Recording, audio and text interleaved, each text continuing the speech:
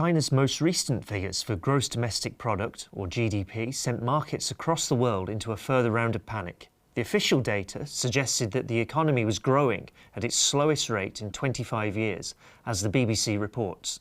But with China now the world's second largest economy and the most important global motor of growth in the rough years since 2008's financial crisis, this was considered bad news for the whole globe.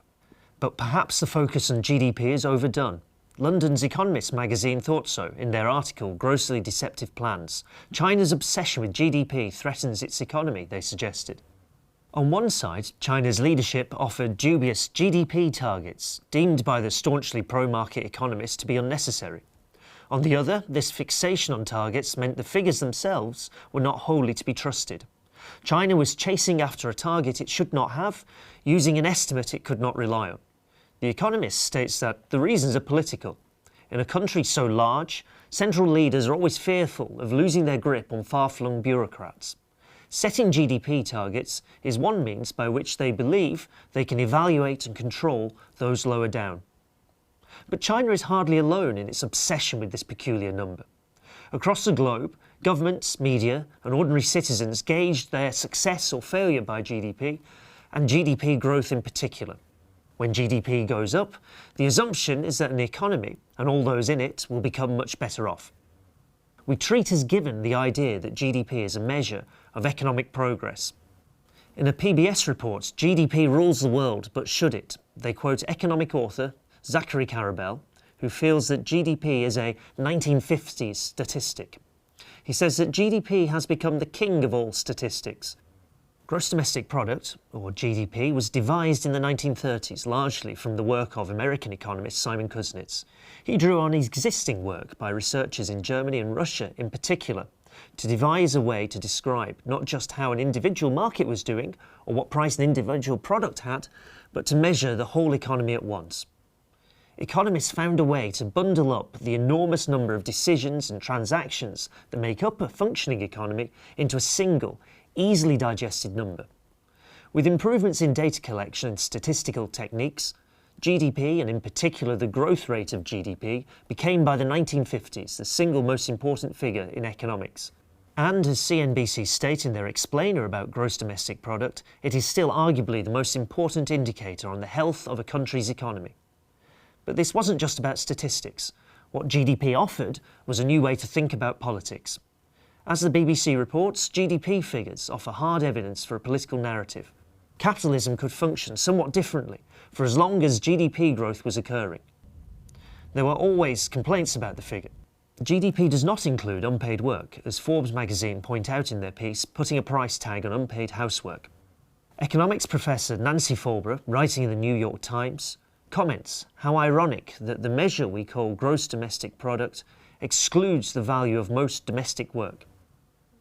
Environmentalists have argued, again correctly, that GDP takes no account of environmental destruction.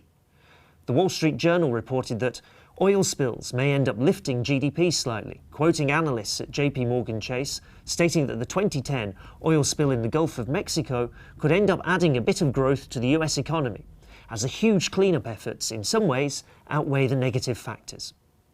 Nonetheless, GDP and GDP growth provided a way to assess how an economy focused on increasing certain kinds of material wealth. Increases in GDP look like providing increases in living standards for most people.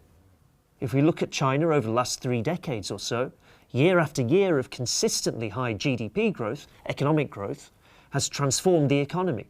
BBC reported on China's rising GDP an economic miracle, claiming that China's high-speed economic growth substantially increased the wealth of the country's population.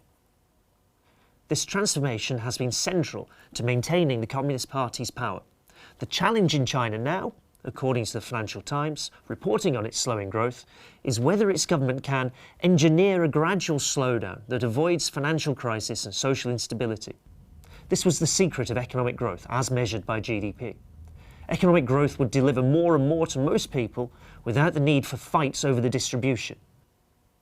But something striking has happened over the last few years. The relationship between GDP and rising living standards seems to have broken down, at least for a large part, perhaps the majority, of the population of the developed countries. The Atlantic published a piece back in 1995 asking if GDP is up, why is America down?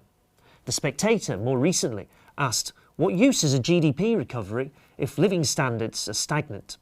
Economists have called this decoupling. GDP does not seem to be capturing more and more of what we think of as economic activity. Living standards and GDP have started moving in different directions. There may be a positive explanation for part of this. The spread of digital technology has meant that more and more of what is produced is available for free, from YouTube videos to online news. But if products are not paid for, they do not count towards the GDP statistics.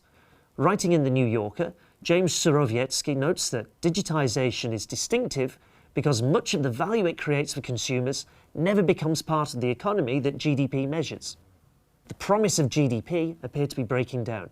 Instead of economic growth and productivity improvements producing improved standards of living for most people, living standards started to lag behind. Economist Erik Brynjolfsson calls this the Great Decoupling. Interviewed for the Harvard Business Review, he noted that economic abundance, as exemplified by GDP and productivity, has remained on an upward trajectory, but the income and job prospects for typical workers have faltered. With the financial crisis of 2008, the situation worsened dramatically. The Wall Street Journal reported that the recession takes its toll on living standards. The FT, that financial crisis hits households hard. Worse, however, was that even as growth returned, living standards have failed to keep pace or even fallen. For the UK, real wages are still 8% below their 2008 level, even with the economy now growing again. This decoupling of living standards from economic growth is now producing major political impacts. Where the long period after World War II saw economic growth and rising living standards produce political stability, the breakdown of that relationship is producing instability. New political forces have appeared to offer their own solutions to the problem, however misguided. The rise of Donald Trump in the US presidential primaries has been attributed to his ability to wear what the Los Angeles Times called a festival of grievance. Thousands have flocked to his rallies to hear and support a simple vision of the world, in which blame for economic malaise can be put on Mexicans or Muslims, for example, depending on the week and Trump's whims. Trump's demonology almost certainly misses the real culprits. But it seems equally implausible to simply attribute his supporters as gripped by unfocused and somewhat inexplicable rage. Gideon Rachman, writing in the Financial Times, seemed nonplussed by it all. Despite seeming improvements in the economy, the anti-establishment mood seems to be growing in strength, not weakening. President Barack Obama's announcement last week that the US unemployment rate is now below 5% barely registered on the campaign trail. But that is precisely the problem. There may well be jobs, GDP may well have risen, but huge numbers in the US feel thoroughly disenfranchised, enough to consider voting for Trump, a candidate dismissed early on in the race as a rank outsider. They are disenfranchised because if there are jobs, too many are poorly paid and insecure. If GDP has risen, there seems to be little evidence of it. The most plausible explanation for this decoupling of rising GDP from rising living standards is the one now receiving serious attention from economists: rising inequality. The pie may be bigger, but a small number of people are grabbing a larger and larger share of it. Changes in how governments manage economies over the last 30 or so years have made it possible for a small number of people, right at the top of Western societies, to take more for themselves.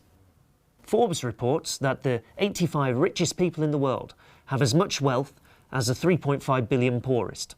Salon.com tells us that the money given out in Wall Street bonuses last year was twice the amount all minimum wage workers earned combined. Expanding market provision, privatising public services, and cutting taxes for the wealthy has produced the predictable result of making the wealthy fabulously more so. It's awareness of this fact that best helps explain the sudden rise, on the other side of the political spectrum, of Bernie Sanders, a self-confessed socialist, currently running a very close second to Hillary Clinton for the Democratic presidential nomination. US News and World Report state, quite rightly, that inequality leaves many Americans poor and voiceless. Now people want to have their say. With a tiny section at the top of society taking more of the available wealth, inequality in the US, just as it has across much of the developed world, has returned to the kind of levels last seen before World War I. Many decades of deregulation and privatisation by governments across the world have created the perfect conditions for an unrestrained elite to accumulate wealth on an eye-watering scale. As the Financial Times' Martin Wolf, himself previously a supporter of this deregulation, put it, the outcome of individual economic freedom can be great inequality.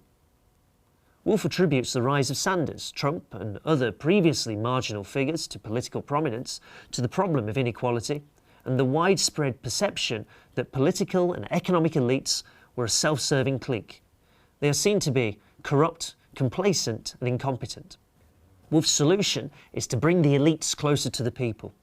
But perhaps Sanders' campaign, as he rails against the bankers and the bosses who have overseen this extraordinary transfer of wealth upwards, offers a more robust solution. Socialism, a word previously all but banned from US politics, was always about not making the minority in power more ready to listen to the majority, but about giving power to the majority.